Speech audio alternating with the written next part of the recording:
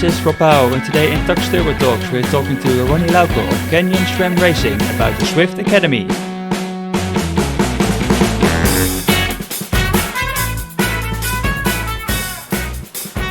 Welcome and thanks for tuning in to a brand new episode of the Tacx Turbo Talks. It's the 4th of December, meaning it's winter time in the Northern Hemisphere, so plenty of riding is being done on your Tacx trainer these days. And it's also the time of year that all the pro teams are already making their way to the more sunny destinations to have their training camps in preparation of the 2020 season. And for Canyon SRAM Racing, it's basically both indoor and outdoor that's going to meet on their training camp in the upcoming days in Spain. Because we've got 3 finalists of the Zwift Academy are trying to claim one precious spot on their 2020 team. So what we're going to do on this podcast, we're going to dive into the selection process and how Canyon SRAM Racing is going to decide who's going to be their next pro rider. And we're going to do that with Canyon SRAM Racing's team manager and sports director, and the man who came up with the idea of starting the Zwift Academy in the first place. It's Ronny Lauke. Welcome, Ronny. Are you as excited about the upcoming days as the finalists? Yeah, of course. Hello. It still remains a nice topic within our team to have the Zwift Academy, and it's year number 4 now that we are running it. And I'm still very, very happy that we could be one of the pioneers in the esports racing in cycling, and leading the path in that area. So I'm very happy about that. Yeah, because obviously esports and especially cycling on Zwift is like taking a massive flight over the last year. Maybe we go through the numbers of the participants of the Zwift Academy a bit later on. But how did it all start in 2016? When we created this team in 2015 to be ready for entering the race circuits, and in 2016. Then we were, of course, looking for partners, and I got introduced through the brand manager from Canyon to the Zwift people. And those days I got in contact with Steve Beckett and Mike McCarthy. And then we had various phone conversations and chats. And like in chat number 4 or 5, we created some ideas what we can do. And I introduced, and I said, look, in teams, there's always a rider on place number 12, 13, or 14, which is usually the development rider. Somebody you see some potential, but that person doesn't need to deliver right away, has some time to learn. And usually it's the path of you discover someone at a bike race, or you hear someone saying, oh, this person might be a talent, maybe can think about an option to create something via Zwift, because there we have not the personality, we don't know about the experience, but we see the pure numbers. And so why don't approaching it from a different angle and say, okay, now we know at least what the numbers are, what this person can deliver, and then we try to build the rest once we get to know that person. And that basically was a start in the end of 2015 to create the Zwift Academy. And it seems like I was running through an open door. And I think like the first year it was 1,200 people. For the 2017 one, 11,000. 2018, 34,000. And this year it doubled again to 68,000 people who try to earn a spot either at Canyon SRAM Racing for the women's, or the men could actually get a spot on the NTT Pro Cycling Under 23 team. What's the process been to get to this stage where you have 3 finalists? We have the qualification phase or qualification times, and then it gets broken down, and then we finally have those 3 who get invited to the training camp.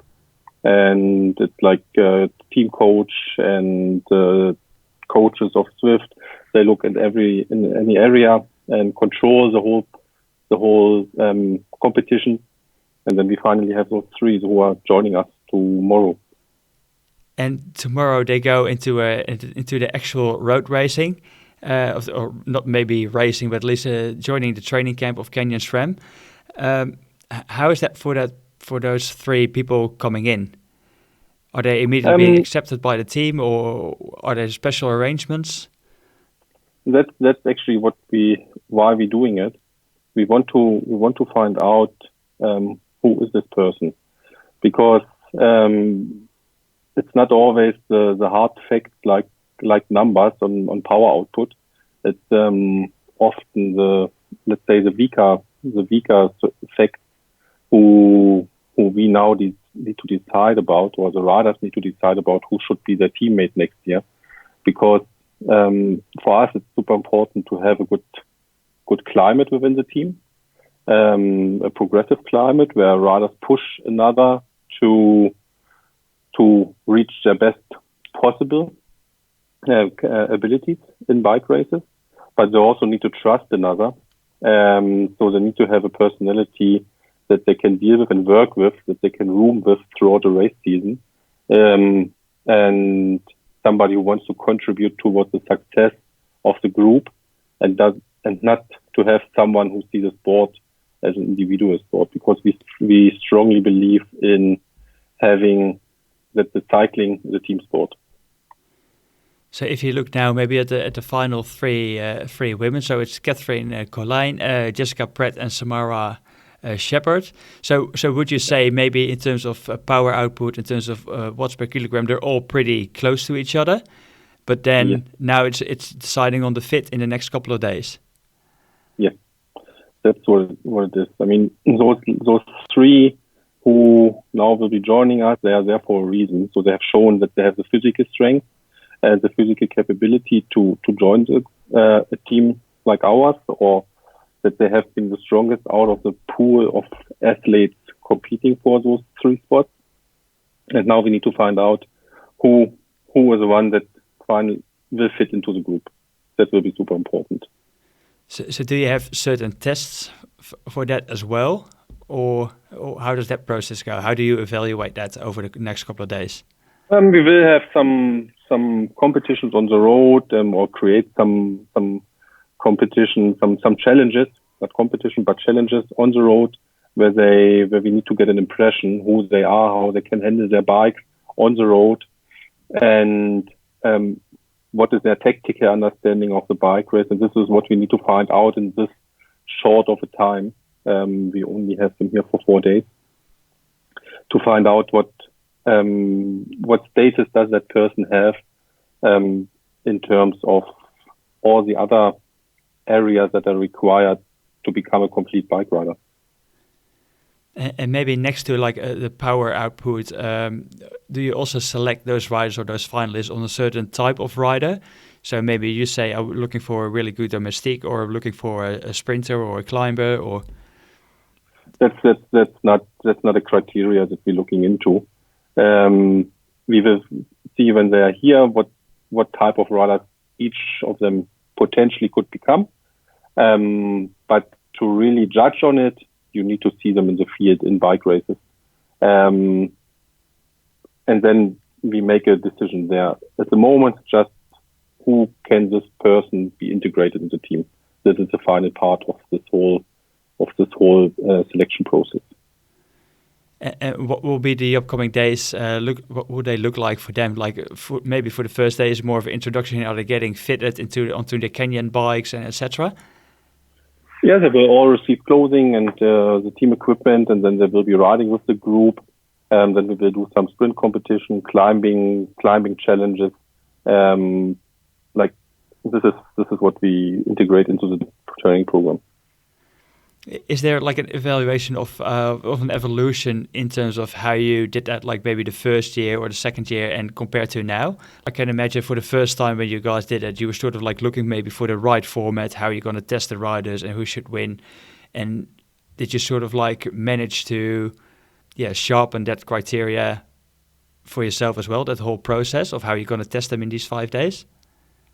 Not really. I think it's pretty solid in the way we have done it in the past, and we remain doing it. Like I said, the numbers are done. we don't look into the numbers really now. It's the personality, the person, how she fits into the group, and how the riders who are already in the team, how they react to that person. Like I said, what I strictly want to avoid, I cannot have an egocentric person in the team. I just don't want that. It's a team sport, and I need to identify a person where 15 riders can say, I trust her. And she will give everything for me to be able to, or she gives everything for the entire group that we can win the bike race. But I also give back once she's ready to do it. This is important to me, nothing else. And you are the one who is making that final call? No, we do it as a group.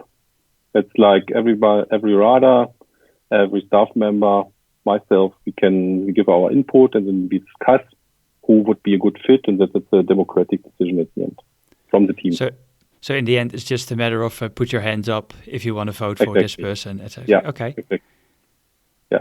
All right. That's pretty awesome. If we go back to maybe to the start of the whole Zwift Academy for this year, when is the moment that you are being involved in looking at the raw data?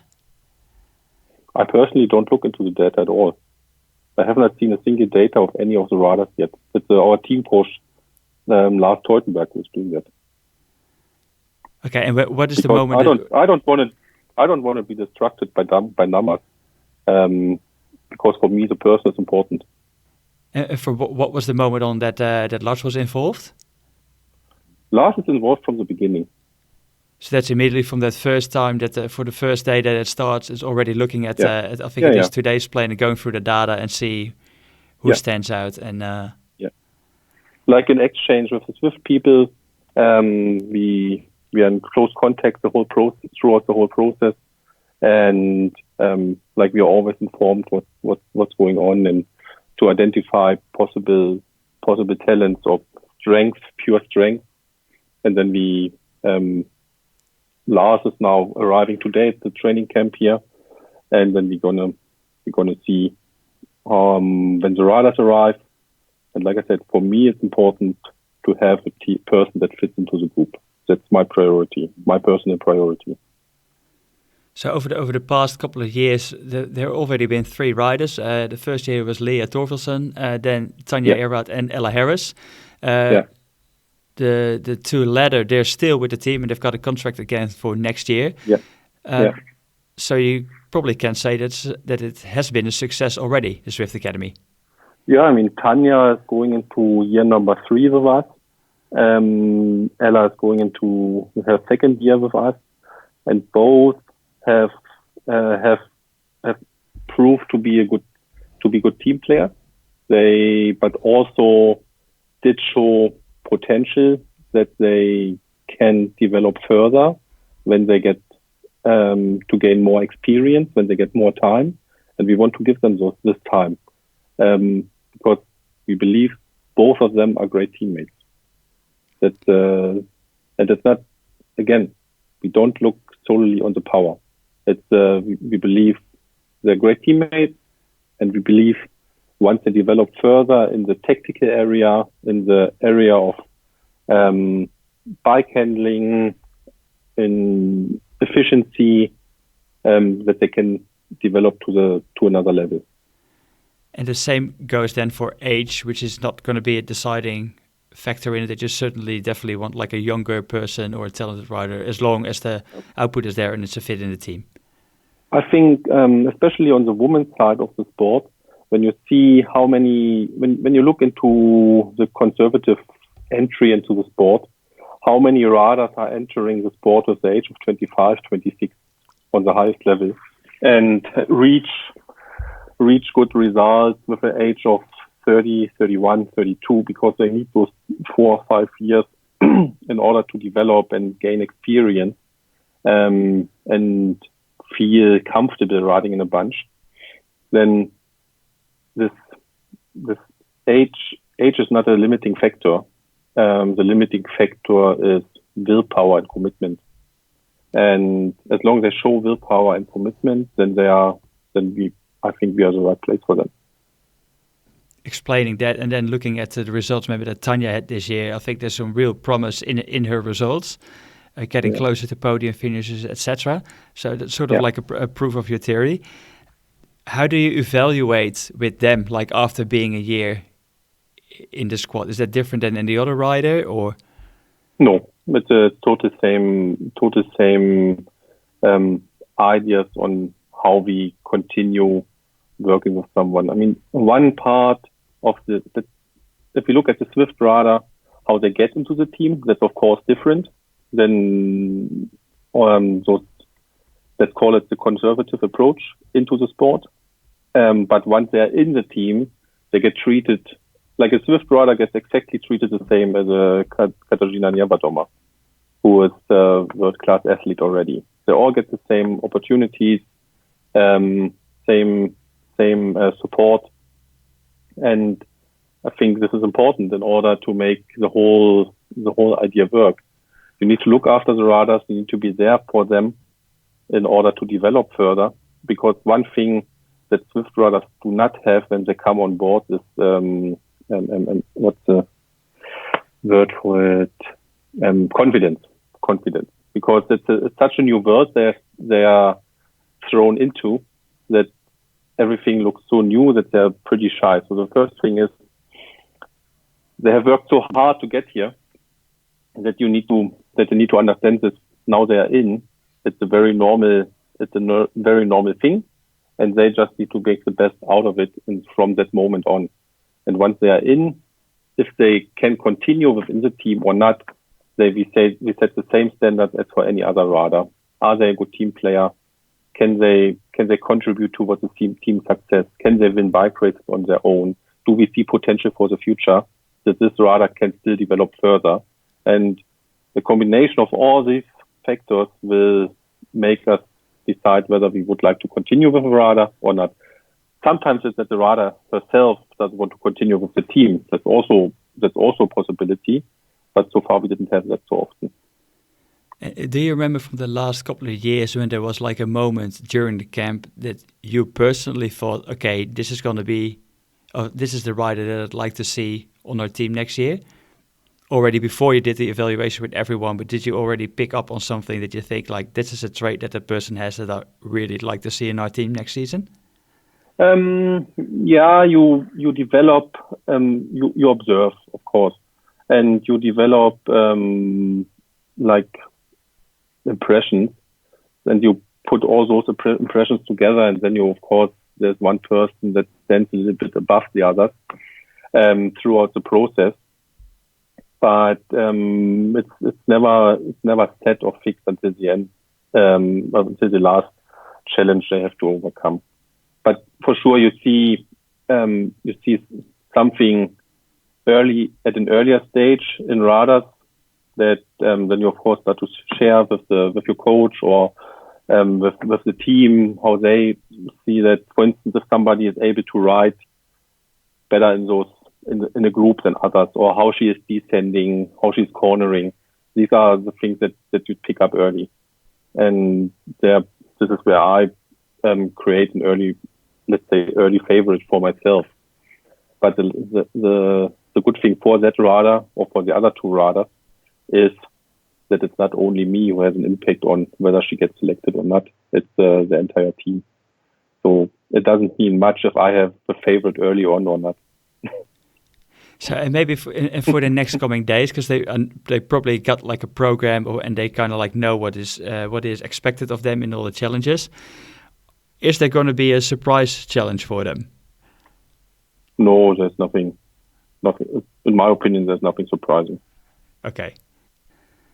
This whole competition is being run on Zwift, like indoor cycling.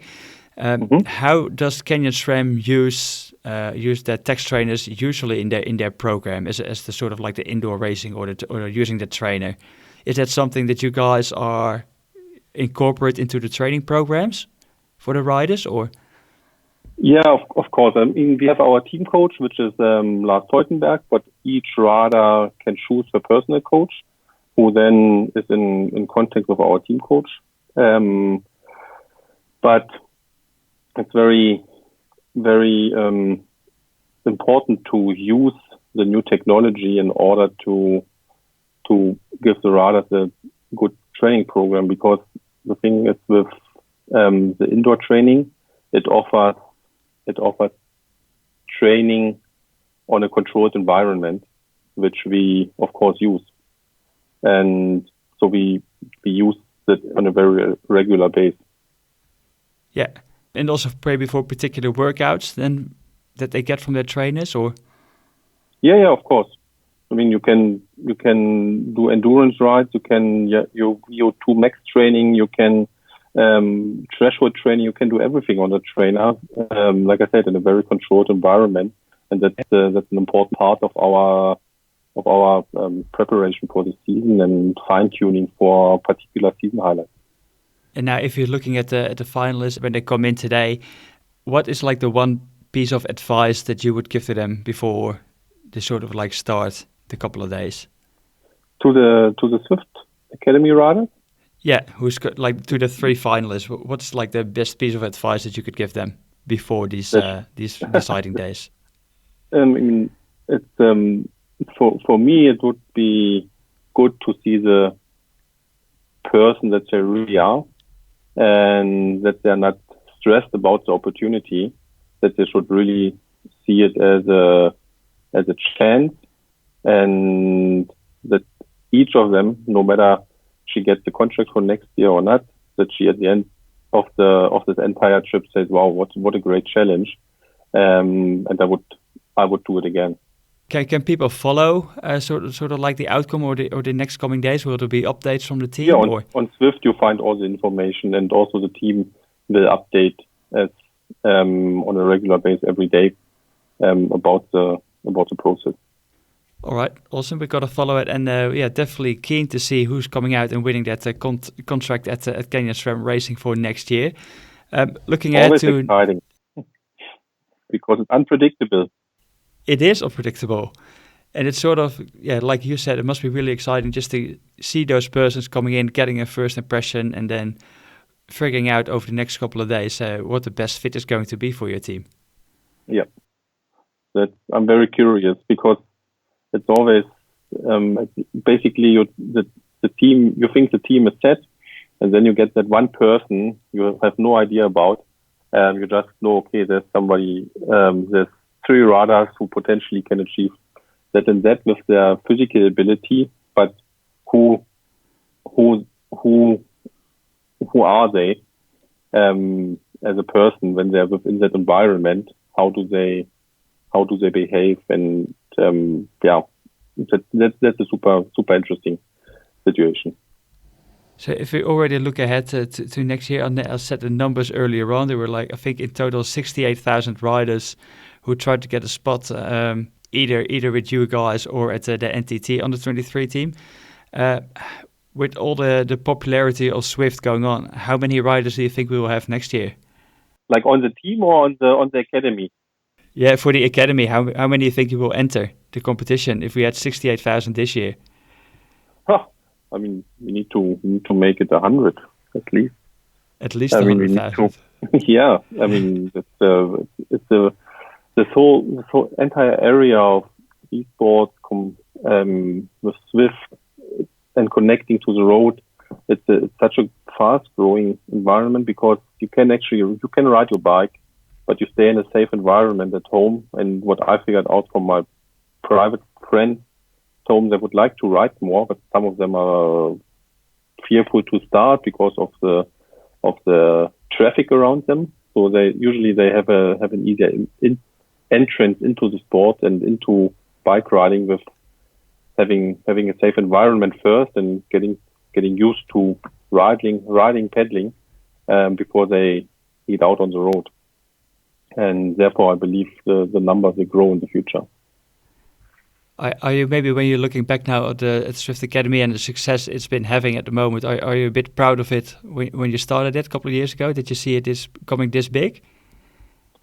Yeah, of course. When you start something, you always aim to have an impact and to be someone who is leading the path.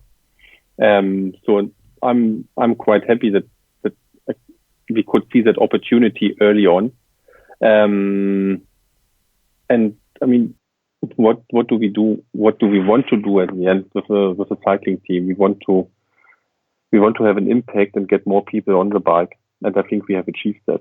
And we still writing that story, so it will be very interesting to see what's coming in the future. Okay, and when can we expect to see the first pro win of a rider coming out of the Zwift Academy for Canyon SRAM? Next season, it's time for it. I'm pretty confident. Okay, 2020. We'll hold you to that one. Yeah. Okay, yeah. Ronny, I wanna thank you heaps for your time and explaining to us the Zwift Academy and everything what's going to happen in the next couple of days. And we're definitely going to follow the outcome on all the Zwift channels. Mm-hmm. Good luck the next couple of days and enjoy as well. Thank you very much. Yeah, we will definitely enjoy it. All right, everyone, that was it for another episode of the Tacx Turbo Talks, and this one was about the Zwift Academy. Hope you enjoyed this one. Before you check out, don't forget to leave a rating and a review and to subscribe to the Tacx Turbo Talks podcast. Really goes a long way and helps other people to find out about this podcast as well. This was Rob out with Ronny Lauke from SRAM Racing. Stay tuned for our next Tacx Turbo Talks.